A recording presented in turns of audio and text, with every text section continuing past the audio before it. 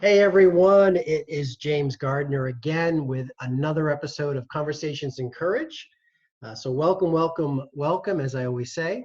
And today's show is going to be very interesting because I'm super excited and I don't know where we're going to go other than a few topics. Because my guest today is really multi-dimensional, multifaceted.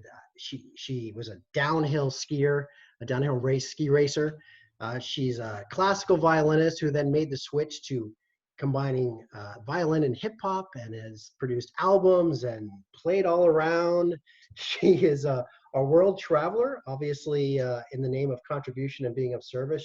She's traveled abroad, and ultimately, though, she's combined all of that to really elevate the human condition, and specifically working on the subconscious mind to deal with a variety of behavioral issues, patterns that need to be corrected and or redesigned to make everyone really be more authentic, to help them and to ultimately raise the vibrational frequency of us all. And it is my privilege to welcome Suzka Mares to the show. Suzka, how are you?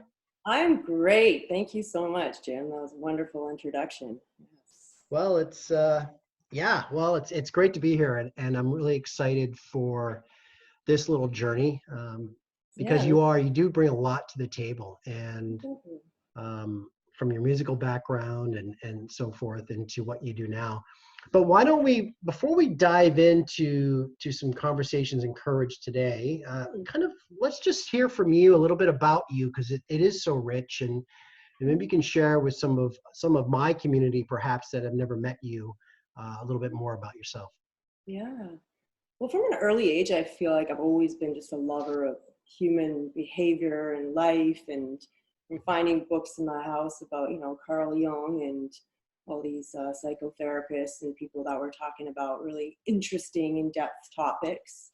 And then just my love for traveling and going from university to the rest of the world, and really studying what people need and what I felt, what is the most important thing that we can do as humans, what kind of things we can bring to the universe to help one another. So it's never been a clear path. I didn't know exactly how it was going to happen, how it was going to turn out.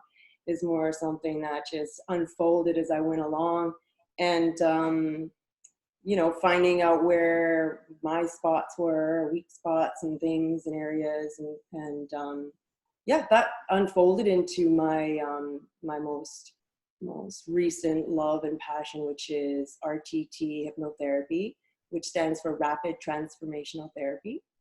And it's really great in the way that it's able to get to the root cause of any issue that we have.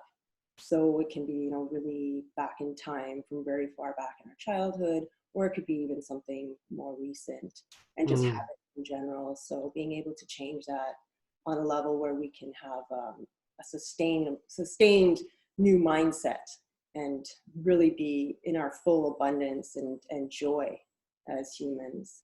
So that's sort of been my life in a quick nutshell. In a nutshell. Expansive nutshell. I know. It seems like it doesn't do it service in that, like, just to kind of do that quick overview.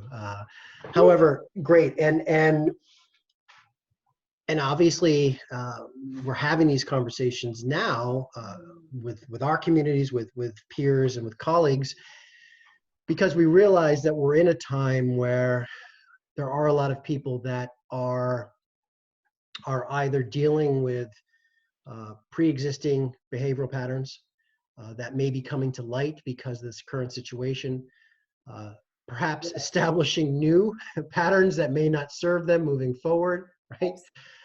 So let's start by, let's crack open. There's people at home that are struggling.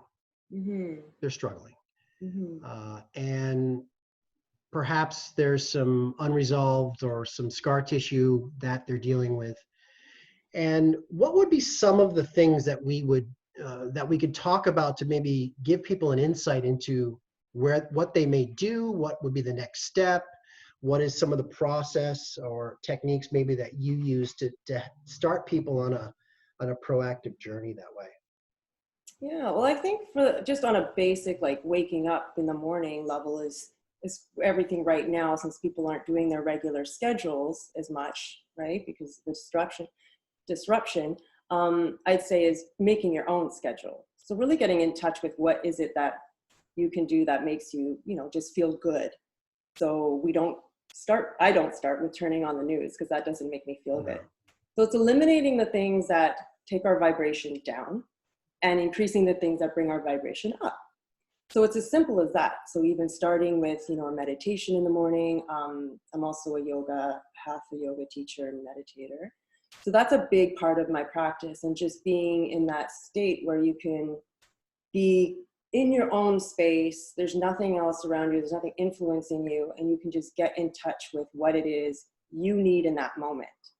So that brings us to the mindfulness, right? And being in the presence of now. So we're not worried about the past and we're not thinking about the future because we have no control over either of those two. The past already happened and the future hasn't happened yet. Correct. So it's really finding and owning that power within the very moment that we're in. And so that's, I think, step one of something we can do to just not get into this crazy mind. Because I feel there really is something happening in the world where it is meant to disconnect us, of course, with the disconnection and the confusion. And it's, in my opinion, it's part of a tactic of keeping people away from themselves and reliant on the outside, which is codependency, which is really dangerous. So I think in that way, we need to really go within ourselves to become more responsible for ourselves and our own thoughts, what we want to do, what we want to accomplish, and what is your dream? What is all of our initial dream? Not someone else's dream, not what your parents have always wanted you to do. And it's never too late. Some people are like, oh, I have kids, husband, I'm so busy. And it's those are excuses, right? Because we're not doing service to anybody if we're just doing things out of obligation always. We have to do things out of our own joy and love for doing it, right? And I think that's really important. Yeah, I was just talking about that with my last guest, actually, about honoring that truth and unpacking that. What is your truth? Having the hard discussions with yourself, being objective, because it's not, take time out of it. Take the fact that you have a family or you're working a job or you need to put money into, take all of that out of it and honor yourself by going inward and asking, hey, what is it? What is my life force? What do I want? Absolutely. Right? Life force is huge. Yeah. Because I think, do you agree that a lot of people are we'll use the term unhappy or what I like to call hashtag happiness because because they're not really sure, they're not honoring themselves. Yeah, absolutely. 100%. I was going to say the next step is really after that is self-love. That process brings about true self-love. People are like, what is that? What does that look like?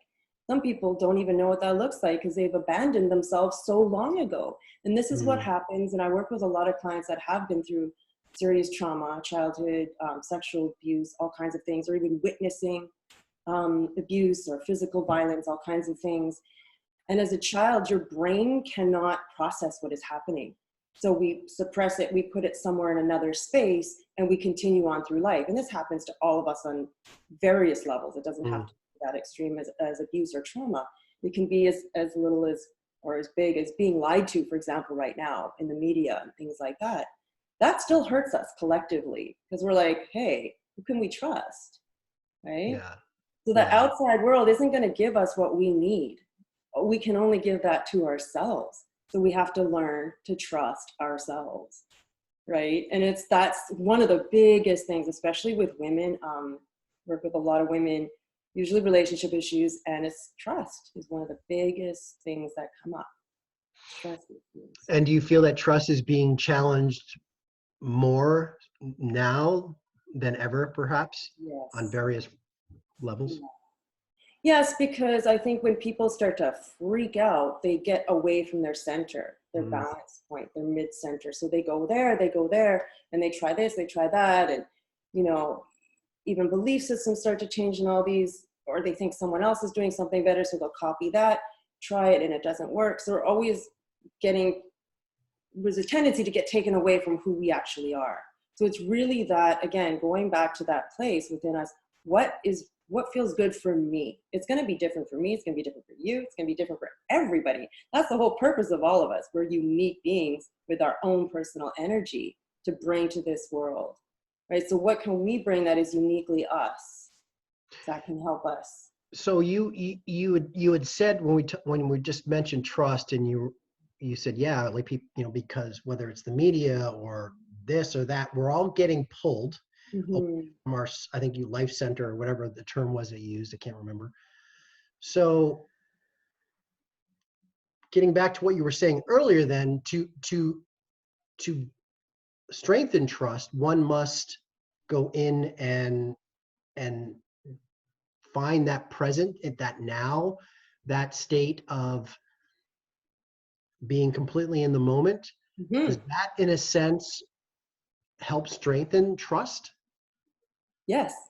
That and self-love, because if you know what you are okay with, your boundaries, what you are okay with, if someone comes at you with no matter what it is, you have that self-love and you have that self-trust, it's very easy to discern what they want or what they're doing, whether it's good or bad or whether it works for you. You see what I mean? However, if we don't Mm, have that self-love, we're more likely to be manipulated by others, taken advantage of, and all these things that cause mistrust.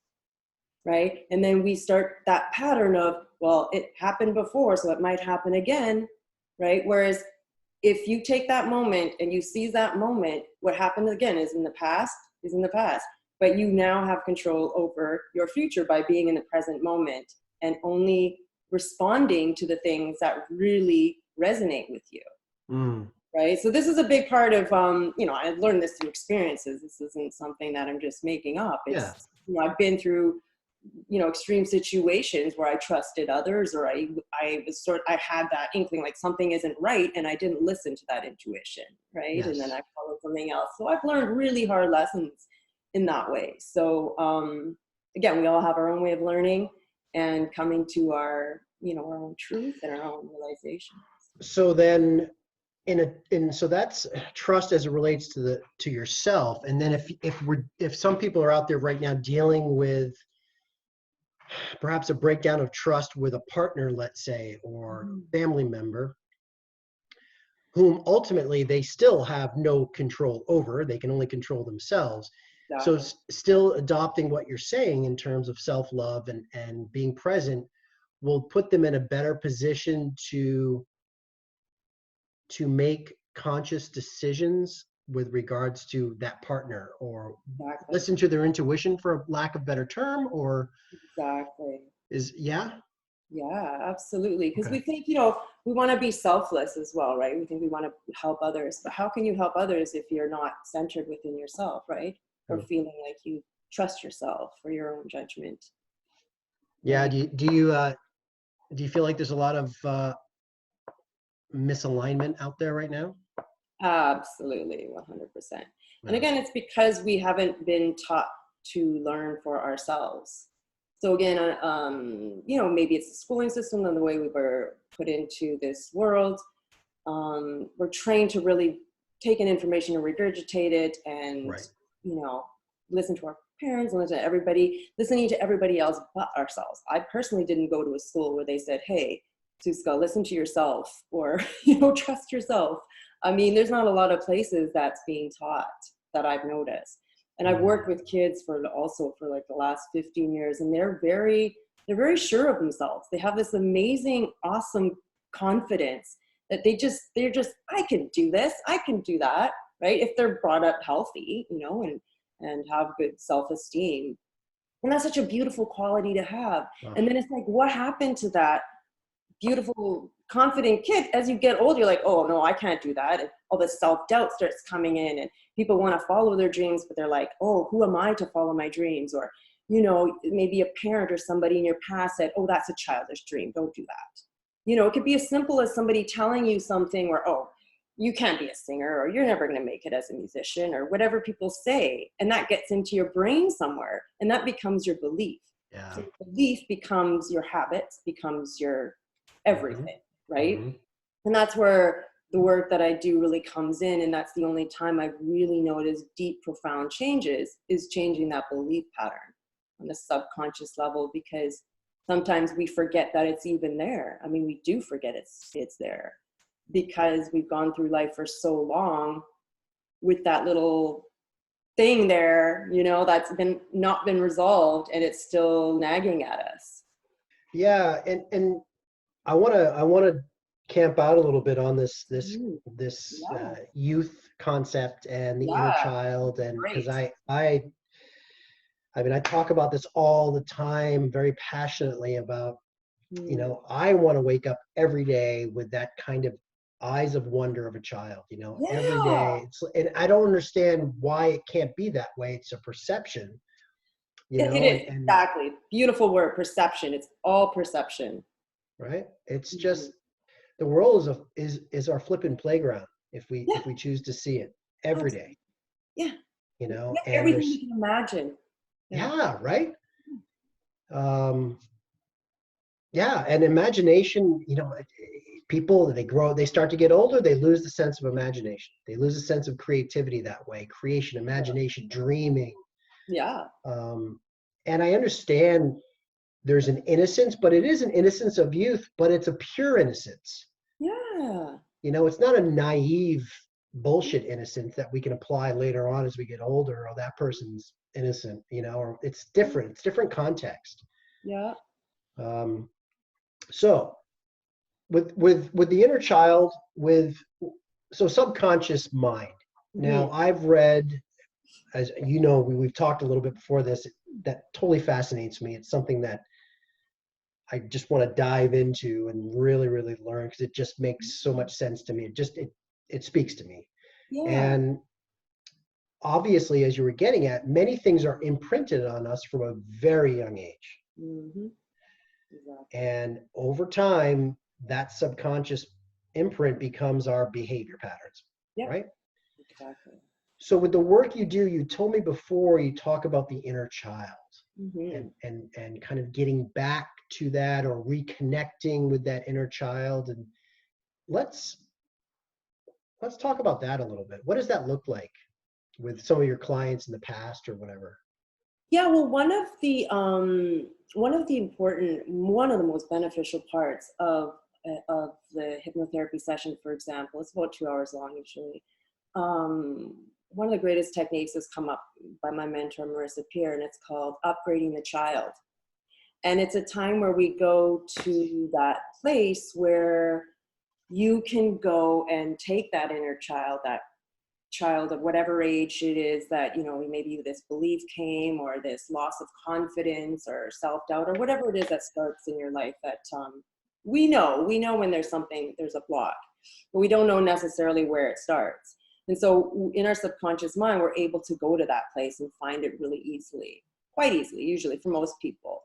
Sometimes it takes a few more sessions for some people, but for the most part, it's easy to get there. So we go there and we just, you know, we put our arms around that child. We tell it all the good things it needed to hear. We become a loving parent to ourselves. And that process is one of the most powerful I've ever witnessed. And it works for anyone I've seen so far, and other people, watching other people do therapy. It's super, super important. And that's the place where we can go and heal that inner child. And that's where it starts. So that's one super great technique, upgrading the child. Now that's more if you're actually in a session, like a hypnotherapy session. On a day-to-day, again, it's coming back to the joy. What brings you joy? What makes you come alive? What makes you, you know, some people forgot. They just forgot what they used to love doing as a kid. Maybe you like flowers and you just love gardening, garden, do more of what you love to do. And that will already automatically bring you into alignment of just feeling good, being in that space of you're already happy, so you can spread that to others. Oh, sure. Yeah. Right? Yeah. If we never take the time to do those things, I got to work, I got to do this, I got to do that. Well, you're just going to keep working, and you're going to get burnt out. And yeah, there's a lot of people that it appears that they have everything in the world. They can have all the wealth and the yachts and everything, and they're still not happy. Why is that? Right. And so what you're saying there is that kind of reconnecting to or increasing your units of happiness by reconnecting to your youth and what made you happy back then, or joy, or reconnecting that way. That is something that people can do now, right? Absolutely. And now is actually a great time to just think, because everything is upside down. There's no guarantee work or your profession or what you were doing before, right? We're in a really interesting time right now. I think it's an amazing time, actually, personally. I'm really excited about it. Just because it's wide open. Old paradigms are being taken down. The only reason I think people have fear with that is because the mind fears the unfamiliar. And that's one of the rules of the mind. So we need to get comfortable with the unfamiliar, right? And that's a big part of getting out of bad habits or bad relationships or whatever that may be. Oh, well, it's comfortable for me because that's all I've known. Right. And maybe I don't deserve better. Maybe I'm not worthy. All these things start to come up. And that's where I'm talking again about the self-love is super important. Going back to, what do you feel you're worth? What do you deserve? What do you feel you deserve? And going back to that and really holding on to that, not straying away from it, making that your new way of being in the world. And that takes courage, just like your conversation here. Conversations encourage. And we have to have those every day with our loved ones, with our friends, because we're constantly growing and evolving, right?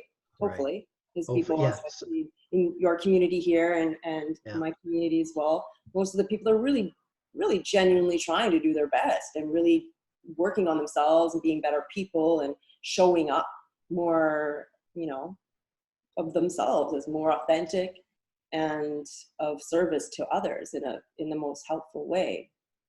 So inner child, again, what came easily to you? What's effortless? Are when you were, say, between the ages of 6 and 9 years old, right? Because that's when we can already start to do things. I was going to say, is there a sweet spot? Is there kind of an age bracket that things start to get imprinted? Okay. Around there. Imprinted is under 5 years old. If you're talking about imprinting, as far as negative beliefs and things like that, that it's pretty much locked in. Our personality is formed by 5, apparently. Wow. Yeah. So again, that's why our caretakers and the people that are our first contact with adults is super important. And that's why a lot of us have things that we need to look into because of that. Who were the people that were around us, and what were they saying? What were they like? How were they interacting? Because as a child, you pick everything up, whether you understand it or not, right? So if you see parents fighting or arguing or something, you're going to pick that up. Think, oh, that's not good, And we start to make these beliefs in our childlike mind. We already start to pick up these things. So that's why, it is really important to have, as parents, not to argue in front of the kids, things like that. Sort of basic stuff where working with the mind that is able to handle what it can handle at each age, right? And so as parents, I know it's challenging, but, it's important to know what a child can handle and not putting them into something that's overwhelming. Because as soon as we become overwhelmed, our mind goes into non-functioning, basically. It's not able to progress in a healthy way. And what do you think kids are dealing with right now. Do you think that this innocence that we just talked about of youth, if you will, is that somewhat a buffer for them in this time to all the bullshit that's going on and the negativity, or are they kind of, is it having a negative effect on a lot of the children out there? What do you think? That would be difficult to say because I would have to do a survey of Yeah, yeah. a big group of children, but and also depending on what age they're at. But I would say for the most part, they have such an amazing ability to play. All they want to do is play, right? They just and have fun, enjoy. Like they're so good at it that even if we're talking about these things or they're picking up what their parents are going through, that can be very stressful for a child. Absolutely. Like I think no question it's affecting children. And there's children that I work with I'm not allowed to see right now. You know what I mean? So they're wondering, what happened to Suzka? Why can't I see her? All these kinds of things their parents have to try to explain it to them. So yes, it's very unnatural. Anytime we're thrown into something that just doesn't make sense, because Yeah. 6 feet apart doesn't make sense. It's 6 feet under, right? Like you're supposed to be buried 6 feet in the ground. And now we're 6 feet apart. Like everything is just, it's strange to say the Yeah. least. Yeah. Yeah, I guess that makes sense too, right? Because the heightened state of some households Mm-hmm. that may be dealing with angst or anxiety and worry and some of those Yeah. negative frequencies, if you will, obviously that energy is being picked up on by the children, where in the normal that might be dissipated because a partner may be at work and not and having his or Yeah. her escapism, right? Exactly. Yeah. Just think maybe with them coming to the park or going with their friends, that's their safe time and they can't do that now. Or they haven't been Yeah, able to, they've been stuck at home with the abusive parent or the dynamics of the household. I mean, that must be horrible. I can't yeah. even imagine, right? So, and apparently, according to stats, that has escalated in the last while. And those are not the people that usually are calling out for help, unfortunately. Right. So most of my clients are already adults and people that are able to like, oh, I've got this issue and I like to deal with it now, so it's not like a crisis line, which I'm sure those are blowing up though, right? Yeah, and Imagine oh, I know. like this. Yeah. And With yeah. your with some of the children you work with, or just children in general. So how do parents, what, I don't want to say warning signs because it just seems the wrong word, but what are some of the signs or indications that a child could benefit from working with you or working on kind of those behavioral patterns and establishing that? Yeah. So like, what are the signs that they would show that they might need some help? Is that what you're saying? Yeah, I get, yeah, Yeah. yeah. Sure. Usually it's like being really withdrawn if they really don't want to communicate, getting really moody, like very angry, anger outbursts. That's not normal, that, more than usual, I should say, because, Sounds like my 13-year-old, but go ahead. yeah, but yeah, there's obviously growing pains at different ages. I know, right? But it's when it becomes extreme, like, oh, Sally's really been in her room a lot these days and she's not telling us anything. She's probably going through something that she doesn't feel comfortable speaking to the parents about. And this is the thing where it's really important to ask them what's going on. And if they're not ready to tell you, maybe ask them, would you like to speak to somebody else? Would you like to speak to, someone that is an expert in this or that can help you? Or do you know what I mean? And giving them that option, because you don't want to do like parental therapy on your own child. I even know therapists that do, the same kind of work, RTT therapists, and they try to work on their own children, but it's challenging and it's Yeah. not, I wouldn't recommend it. And it's also, there's a safe zone. There's a safe place that we really need to be at. And you know how easy it is to open up to a stranger sometimes? Like somebody, you're like you're on an airplane, say you're flying somewhere back in the day when we could fly, right? And you sit next to them and you just, throughout the hours you start opening up, telling them everything, and then bye, you never see them again. You might have told them more than you'll even tell your next person that you date. That's a fact, right? So it's that sort of where that there isn't going to be a punishment for your sharing. Or right? That's huge, because they're like, oh, am I allowed to do this? Am I not allowed to do that? Because our first years of our life is you can do this, you can't do that, right? There's boundaries for everything. These are the rules, right? You got to follow them. Otherwise, you can't come to class, or you can't do this, or you can't do that. And that's part of being a good citizen, right? You have to learn certain rules and, to be able to function in the world. However, yeah, I think there's also times when it's just too much. Some parents are too strict, right? Oh, yeah. Some people are too lenient. There's not enough boundaries. So, parenting is a tough thing. I wouldn't want to lecture on that because that's so huge. But as far as signs, yeah, definitely if they're pulling away and they're not sharing as much, depression. I mean, kids can get depression, right? So really, really sad. That's a big one. Like I said, outbursts of any kind, like, huge. Trying to talk to them about it can help, and getting them to express. But if they're not comfortable with that, yeah, definitely seek outside help. I think there's absolutely nothing wrong with that. Another one is phobias. So they have something that's continual. Hypnotherapy is really great for that. So, say they're scared of spiders, and it just becomes this thing for them. Like they really can't be around spiders. That can be easily eliminated. All kinds of things that, are stuck in their mind, their brain. Yeah. That seem trivial, but they're a big deal. Oh, well, my youngest, my 9-year-old, she's on that spider bandwagon. Yeah. Flips out.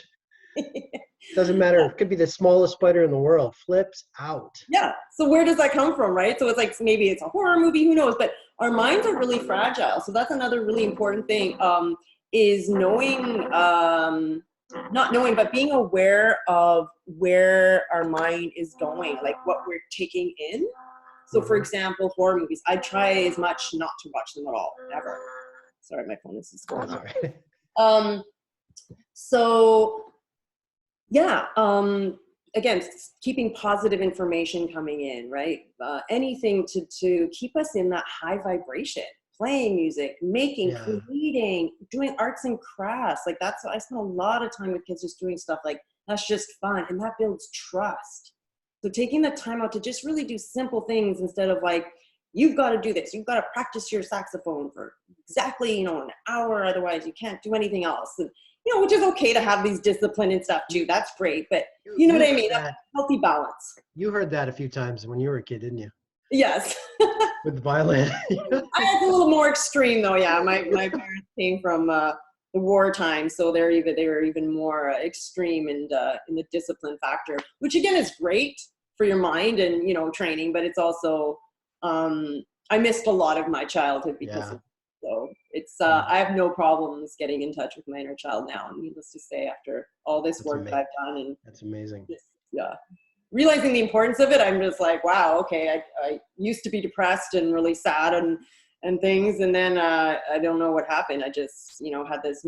Well, several things happened, but I, came to the realization that you can't live like this, and there's no point in living like that. It's not, it's not productive, and it's not getting me anywhere. So. Yeah, you have to get out of that. Suzka, with hypnotherapy, now a lot of people probably in our both respective communities are aware of hypnotherapy and our tribes, so to speak. However, there are people that aren't, or there are people that have this misconception of watch. Right. Yeah. Cluck like a chicken. She's going to make me hop around the room and right. When you were talking about the child and some signs, children and signs, can you maybe elaborate a little bit on what they would intend, what makes hypnotherapy different from seeing a counselor, for example? Sure. Just kind of educate. Yeah, absolutely. So, talk therapy is very effective, right? It can be very effective in counseling. And I think maybe if there's just sort of some lighter issues, it's easier and it could be solvable with a counselor and speaking, because, they're just, again, communicating with a safe person, someone that's not their parent, someone that can be, like a mediator in between themselves and what's going on. So that can be very helpful. But the difference between that and a hypnotherapy session is, in the hypnotherapy session, you're able to go again back to the things that are more ingrained, like the phobia, which is a belief system. So we go into the belief and we dissect the belief and how you got to that belief. Through Q&A or guided Yes, Q&A? through Q&A. Yeah, once we get into the hypnotic state, which is actually, it's not like some place where you've lost complete control of your mind. You're fully in control in a hypnotherapy session. You're having a conversation with me. I can hear you, you can hear me. There is that misconception of like, oh, a therapist, could take advantage of you or something, or, and if that were true, then every therapist would be a millionaire, because they would just be like, oh, add another 0 to your check at the end of the session, or whatever, right? See me 3 times a week. Exactly. You know what I mean? So that doesn't happen. So you're fully aware of what's going on. You're bypassing the conscious mind. You're going into the subconscious, which is the place where we operate out of every day. So we've got 40, 50, 60-year-olds that are still 60-year-old children, or 7-year-old, 8-year-old, right? They're operating out of that childhood. people throw that temper tantrum. It's people that haven't dealt with their things, right? Yeah. And there's a lot of adults, and it's actually kind of funny, because as I grew up and I got older, I was like, wow, adults are really immature, and as a kid, you're like, something else. I'm like, should we though? And you can see the children questioning that too. Yeah. We act out of our alignment, which we're not meant to be yelling and screaming at each other. And those are usually ridiculous things that we can communicate a lot more effectively, right? If we all learn to do that. But again, we all have to take responsibility for our own selves, right? Our own energy and our mind. So back to the hypnotherapy. So when we go there, we get to take those beliefs, those misbeliefs, really, the ones that aren't serving us. They're not truths either. Somebody else maybe imposed them on us. Probably their parent said, you're never going to amount to anything. Maybe you had a really critical father or mother. You're never going to be able to do that. Their parent probably told them that too. And their parent, and right? 7 generations down, apparently. We've got this in our DNA, right? It goes deep. And this is why I love hypnotherapy, because it goes deep. It's not just surfacey, like, oh, how are you feeling today? Or what can I help you with, right? Again, for simpler issues, or just to talk to someone, great, that can totally help. But to really get to the root cause and to change future behavior, hypnotherapy really, really is the only method I know of that I've experienced that has been able to get myself to that place, and anyone else that I've worked with. So. And you talked about bypassing the conscious mind to get to the subconscious, because the conscious mind is kind of the bully on the playground, the one that likes to kind of get in the way and throw in objections, and it's ego. Yeah, a lot of it's ego. Okay. Like, I got to be the best because my mom said I got to be the best. I got to do this because my dad said to do that. I'm going to do that because that's going to make me a lot of money, right? And it's all these ego things, right? Yeah. So, I know you started out on a path of psychology and kind of circumvented a little bit. Yeah. Not I did. too much. Is it fair to say? I know the people talk about the psychobabble bullshit, or people say, oh, well, it's okay. What was it in your childhood? What was it in your childhood? What, like they're always going to take you back there. However, is it fair to say that most of us do struggle with something, an emotional block, if you will, that has been established from our childhood? Is that a fair 1,000%. I haven't met anyone that's had an amazing childhood. Like, even if they had great parents and super supportive, it might have not even been the parents. It could have been like a teacher. Everyone's had somebody that maybe had a negative influence. It'd be like one word. Like, I had a ski coach who was said something negative to me, like, oh, you're not strong enough or something. Like, it was just something that he thought was, going to make me maybe work harder, or I don't know. But it didn't work well. I didn't take it well. So things like that, where it's, again, everyone's different. We all have different levels of sensitivity. We come to this planet with our own amazing, unique energy. And there's not that many sensitive adults out there as much in the past. At least I think it's better now. I think people are becoming more aware of this, which is great. But however, I still think there's a lot of people that aren't, as we know, very aware of that. And they're throwing, racial slurs around or gender slurs, all kinds of things, which really offend people. And then that person gets stuck on that. And then they can't progress further because they're in a state of anxiousness. Anxiousness and perfectionism too. Those are really, really detrimental to our progress. Like trying to be perfect, Anxiousness and perfectionism. Mm-hmm. Okay. Well, perfectionism leads to anxiousness, right? Because nobody's perfect. We can't be perfect. Right. And why would perfection paralyzes too. It's just why would you want to be? Like there's so much beauty in imperfection, right? It's Amen, sister. right? And I think this culture, it's a cultural thing too, right? Like we are obsessed with being perfect, especially for women. You gotta look a certain way, you gotta dress a certain way, you gotta, right? And it's too much. And I mean, men, I'm sure, have their own pressure as well, which more is coming more now, I think, in the physical realm as well. But definitely, for women, most of it's, especially physical, right? Yeah. Physical attainment of beauty and perfection. It's like, come on, are you serious? Oh, I know. I mean, I see that with my girls already. Yeah, And it's so sad. And on that note, I'd like to add, actually, I did go, because I was in the entertainment industry. I went through a huge part of suffering from eating disorders and all that kind of stuff. So that was one of the big things that I had to overcome, was that that when I talk about why and how I came to this place in myself is because I've been through all that, being really hard on myself, feeling like I needed to fit into this society in the way, the size I was supposed to be, all these kinds of things. People even telling me like, oh, you're going to be really fat when you quit ski racing. I was like, okay, like, why are you telling me this? These are things I heard as like a 14-year-old. Why would you even be telling somebody that? It makes no sense.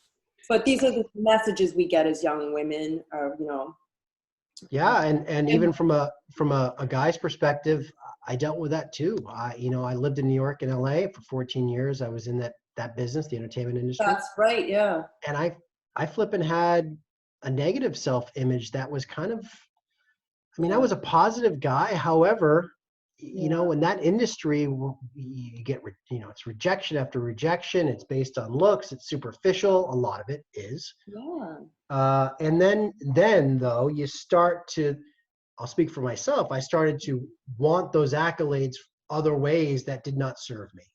Of course, yeah. Right? I made bad choices. I hung out with people that I shouldn't have hung out with. Yeah. And it took a lot of work, and I can see how that, I can pin it back to childhood. However, those years then still formed, in my 30s, then into my 40s, right? And then over the last 4 years, it's really been a conscious shift to kind of pull 180 and really just let all of that go. All of that. Absolutely. No, and like you said, that time when you're like peer pressure, right, to do drugs or drinking or whatever that everyone else is doing. And I mean, I grew up in such a strict environment with ski racing. I would not, the thought of like, taking alcohol or anything was just like, no, I gotta wake up at 6 a.m. I gotta run. I gotta do 2 hours of weight training. I'm gonna be the best. I'm gonna win. Like that was my mindset. And I went with that for such a long time. Then as soon as I went to university, everyone's like, hey, let's go to the pub, have some pints, And I was like, okay. And then, I'm in the bushes just like, I couldn't handle it. Puking on, I was like, it's very unhealthy, right? Because you're just not used to it. And also it's not who I was. It's not who I am. I don't, alcohol doesn't do well with me. God, that's so funny, Suzka, because I was like a little bit the same, just a little bit later. So when I went to university, like I got into rowing, and then I achieved a lot in rowing in university and on the US team. Yeah. And it was the same thing. Fucking, bed at 8 o'clock, get up at 4, you don't do this, you don't do that. And then when I moved to New York when I was 24 or whatever it was, it was just like, just chaos ensued. Yeah. Total chaos. you know? It's the repression, right? It's the repression because we repress I know. ourselves too, and being free and having fun probably. So when we can finally like let loose and go crazy, we do. And then that we get really bad habits. You can pick up really, and that's when we speak about habits, that's when they start. And then before you know it, you're drinking every day. And a lot of people, you know, because of that can become alcoholics and get other really serious issues that, and again, everyone's different, right? So we all have a different predispositions to what kind of addiction we might have, because everyone's addicted to something, right? Unless you're not eating and you're like a full-on breatharian, you're addicted to something, right? I love that. Everyone's addicted to something. So true, though.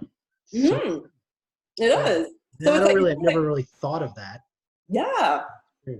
It's more like, what do you want to be addicted to? I want to be addicted to feeling good. You know, I want to be addicted to motivation. I want to be addicted to amazing people in my life. Like, you know, you change all that and it can be a positive thing too. We think addiction is always negative, but it doesn't have to be, right? True. Yeah, that's right. Addiction has a negative connotation, doesn't it? Absolutely. Yeah. Yeah. Yeah. You can be addicted to great things too. It's just, but it's making that shift and it's realizing that you need to make that shift, because some people are, as we know, in total denial. Oh, I'm not an alcoholic. It's like, well, you drank every single day for the last year, you know, like, you know what I mean? Anything like that is just, and that's when we, again, have to have that self-knowledge and that self-love and the self-awareness, self-realization, all those things. The mindfulness is a big one, right? Yeah. Yeah. Wow. Trust, childhood, children, inner child. I'm just like, it's just, it's kind of interesting because we spent pretty much this conversation, which is great, on childhood, which I love. Yeah. And it's really interesting. And so, because I just was like, I was like, fuck, where do we go from here? And I was just trying to think, but here it is. So we've established in this conversation that it's like, hey, each of us, everyone out here, stuck in our respective little universe, whatever that may be, we're all the victim of something that happened way back when. Yeah. So, you know, we've established that this is an amazing time.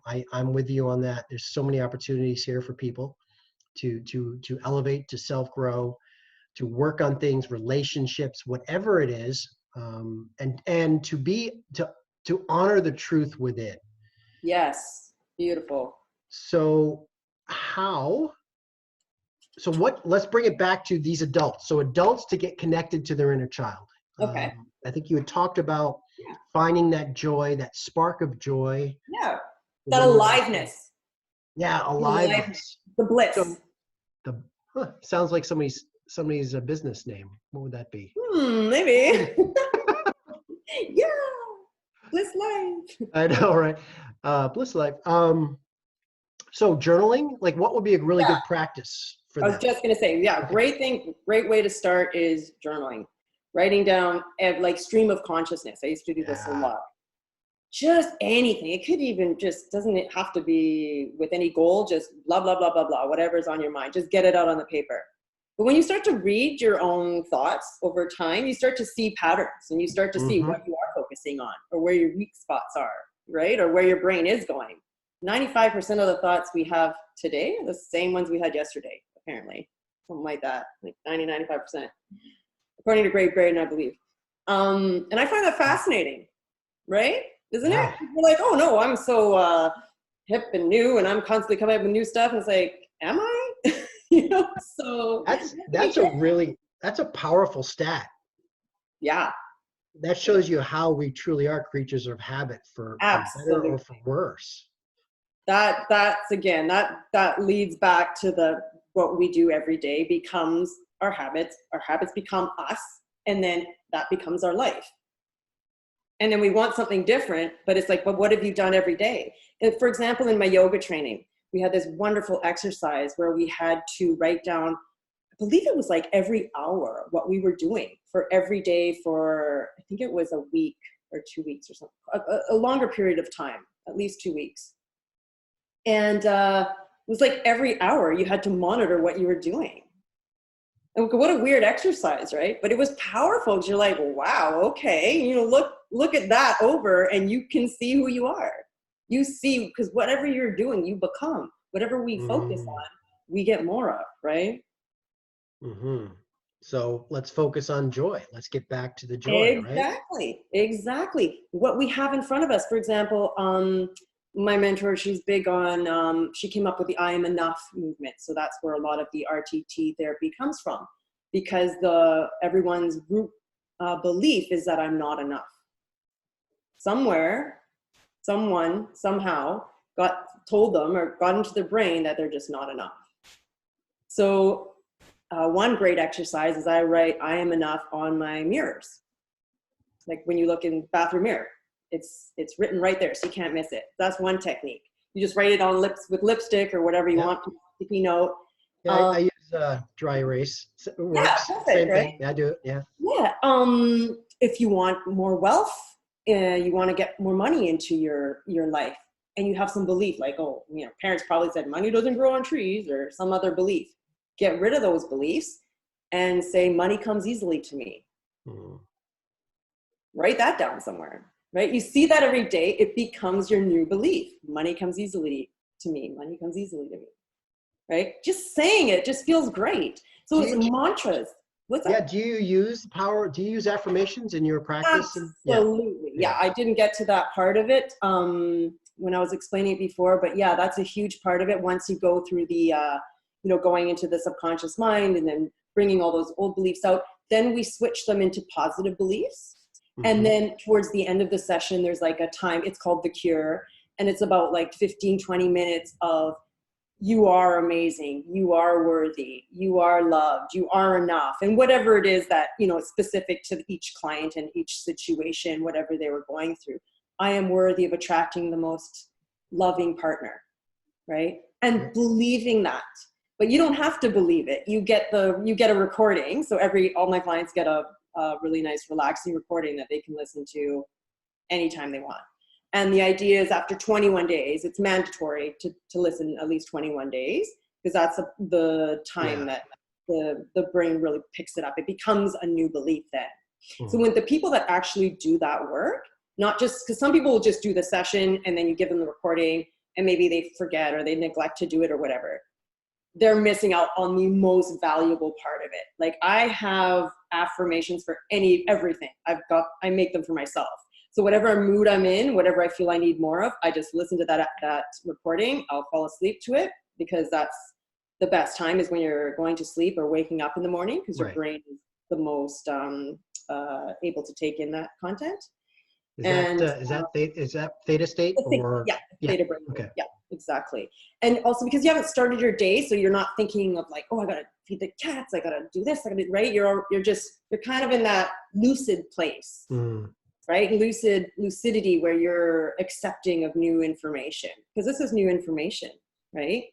When you're telling yourself, I am worthy, I am loved, I am deserving, all these positive things. So the exact opposite of what came up in the session, those negative beliefs, we do the positive side of it.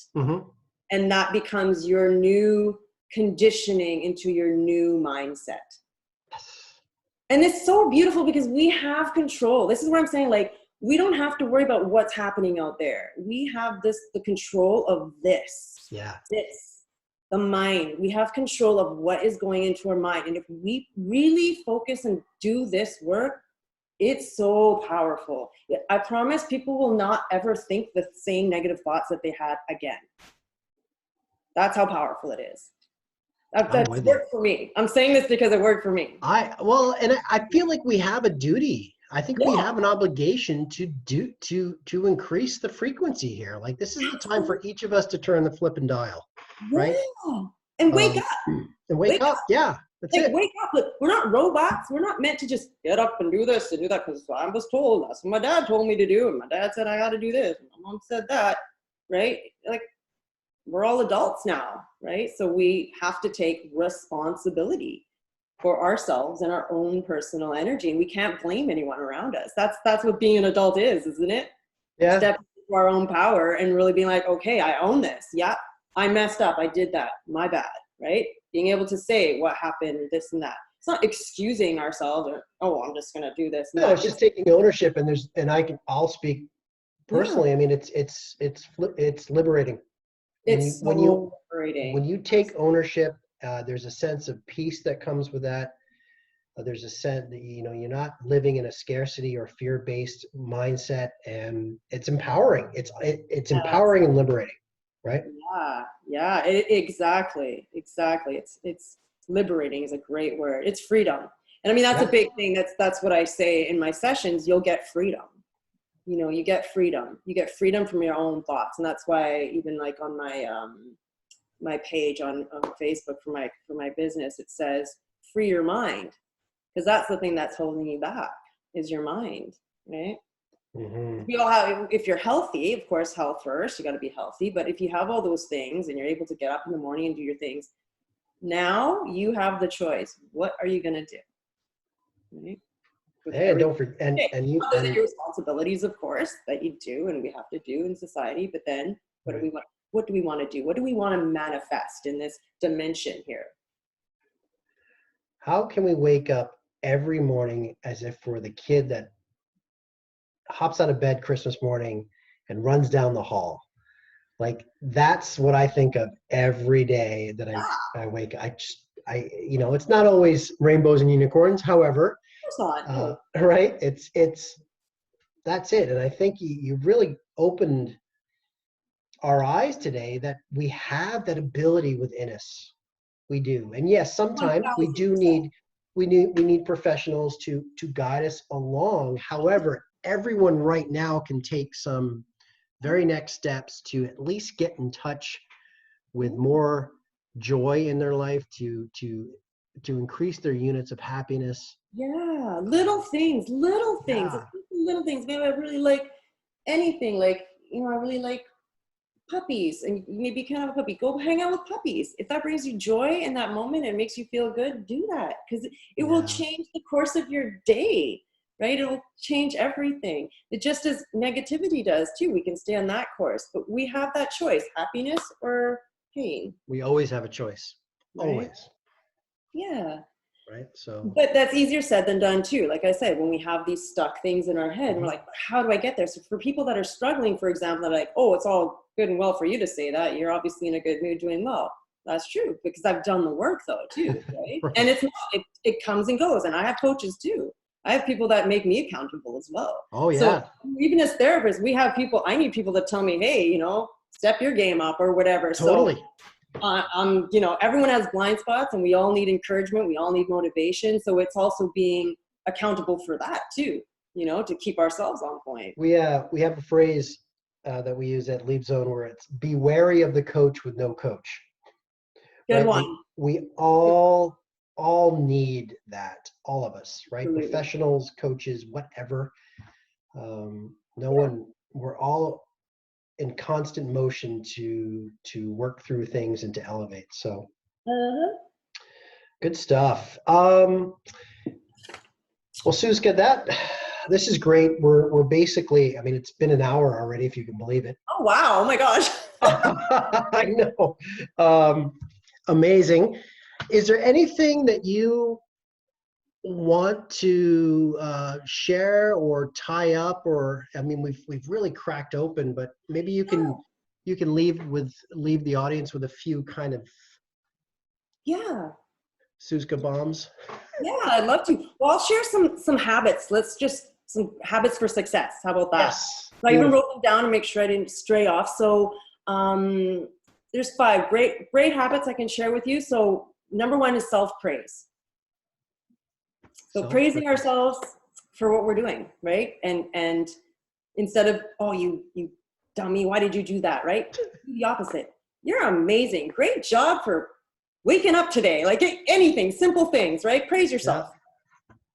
Bounce back from failure, right? Successful people bounce back from failure. They keep going. You fail, and then you succeed, right? Because you failed enough times. Number 3, take action every day in the direction of your goal. So if your goal is joy, right? Again, like we spoke of, do something joyful every day. 4th one is believe in yourself. right? Because there's times when other people won't, but you have to. Again, it comes back to your own yep. self. And then the fifth one, and most important one, is do what you hate first. Do what you hate doing first. So say if it's you're running your business or something, and maybe you don't like doing recordings of yourself, or you don't like doing the number part or the math part of your business. Financials, yeah. Yeah, do that first. Get it out of the way. Then you've already succeeded. And the rest is easy, right? Because you probably enjoy the other stuff more, at least. And that's some good little tips for just staying on the path of success and, getting to where we want to get in anything, really. Awesome. I like that. 5 habits. That's great. So we'll put in the, obviously when we list the show and stuff, excuse me, we'll have links to your website. Sure, that's great. I know you also have a YouTube channel as well, and we'll just kind of have all that information. Mm-hmm. Excuse me. I really enjoyed this conversation today. Yeah, me too. On multiple levels, it was great. Yeah. It was also an avenue that we haven't really cracked open yet with my guests, and so that was really exciting for me as well. Okay. And I love the work you do. I love what you do. And the energy that you bring, your contribution, not just to helping people, but your showing up, how you show up, Suzka, it resonates, and we're all here to be a part of that, and inspire myself to keep my frequency high, and we just keep hoping that happens trusting that happens in its ripple effect. Beautiful. So, yeah. And I would love to, I'm gonna put you on the spot here on camera on the show. Oh no. Open invitation to come back. Okay. And let's have another conversation around like your musical background, the creative choices, some of those pressures. Yeah, I'd love to share. Because I do know that you incorporate some of your music into the work that you do. Yeah. Absolutely. And even just some of your journeys to Africa, and just I think there's a lot there that people would really, really cherish and get a better understanding of, not only you, but really what your contribution is. Sure. So I'd love to. Yeah. Okay. Follow your bliss. One more last point is follow your bliss, because that takes you to places you can't even imagine, and it's that's fun. what you did, and that's what you did. What I did. Right? Good stuff. That's my motto, so yeah. All right, Suzka, thank you so much. Really appreciate it. For all of you out there, mad love to the courageous. Have those courageous discussions, honor the truth inside. And please, please, please, on the behalf of both of us, just get in touch with that inner child, reconnect to the joy that you had when you were young. It still can be accessible. It still can be applied today. Just because we're old and more gray doesn't mean that we can't wake up every day and live life through the eyes of a child, right? So exactly. Anyway, we'll see you on the next episode. And Suzka, stay you, stay real. All right. Thank you. Have a good one. Cheers.